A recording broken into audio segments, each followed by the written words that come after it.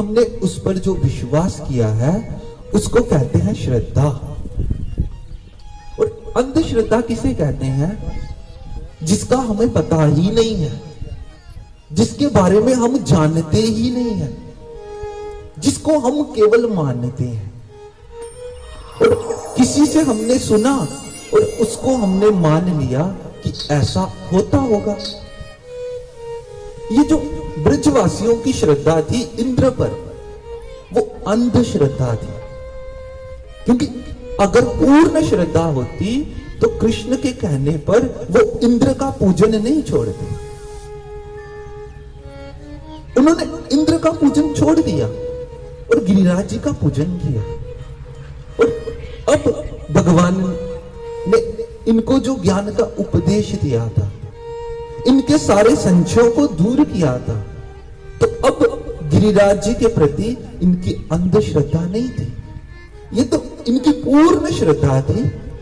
अगर अंधश्रद्धा होती तो पुनः इंद्र के पास जाते, इंद्र से क्षमा मांगते और इंद्र से कहते कि प्रभु, एक छोटे से बालक के कहने पर हमने आपका पूजन नहीं किया, लेकिन हम अपनी गलती को स्वीकार करते हैं और आप हमें क्षमा कर दीजिए।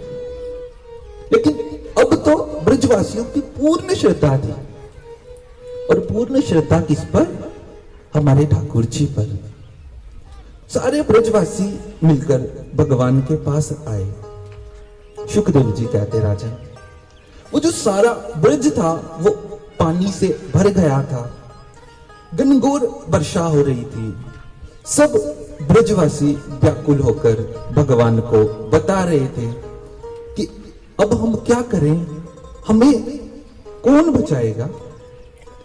तो शुकदेव जी कहते, राजन, देखते ही देखते भगवान उन सबको लेकर गिरिराज जी महाराज के पास पहुंच गए। भगवान कहते, ब्रजवासियों, अब आपने मेरा तो पूजन किया नहीं, हमने तो गिरिराज जी का पूजन किया, तो जिसका पूजन किया उनके पास ही तो चलते हैं, वही गिरिराज जी हमें बचाएंगे। सब ब्रजवासियों को लेकर भगवान गिरिराज जी महाराज के पास पहुंचे और शुकदेव जी कहते हैं, बोले, देखते ही देखते उस बालक भगवान श्री कृष्ण ने अपने बाएं हाथ की सबसे छोटी उंगली, कनिष्ठिका उंगली पर गिरिराज जी महाराज को धारण कर लिया। बोलो गिरिराज जी महाराज की, गिरधर भगवान की जय। अपनी सबसे छोटी उंगली, और वो भी बाएं हाथ की उंगली, उस उंगली पर भगवान ने गिरिराज जी को धारण कर लिया। अब सबसे छोटी उंगली पर ही धारण क्यों किया? अंगूठे पर धारण क्यों नहीं किया? बोले, क्योंकि ये जो अंगूठा होता है ना, ये दूसरों को नीचा दिखाने के काम आता है। अगर हमने किसी को नीचा दिखाना हो ना, तो अंगूठे का इशारा किया जाता है।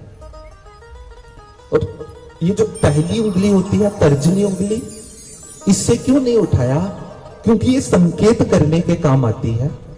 अगर हमने किसी को आज्ञा देनी हो, कोई संकेत करना हो, तो इस उंगली का प्रयोग किया जाता है। मध्यमा उंगली से भी नहीं उठाया, क्योंकि ये उंगली स्वयं को तिलक करने के काम आती है। अनामिका उंगली से भी नहीं उठाया, क्योंकि इस उंगली से ठाकुर जी को तिलक किया जाता है। और सबसे छोटी उंगली, इसका तो कोई काम ही नहीं है। तो भगवान ने सोचा कि इसको भी काम पर लगा दें। प्रेम से कहिए श्री राधे। भगवान ने गिरिराज जी महाराज को धारण किया। 7 दिन तक ठाकुर जी एक ही आसन पर खड़े रहे थे, बिल्कुल नहीं हिले थे।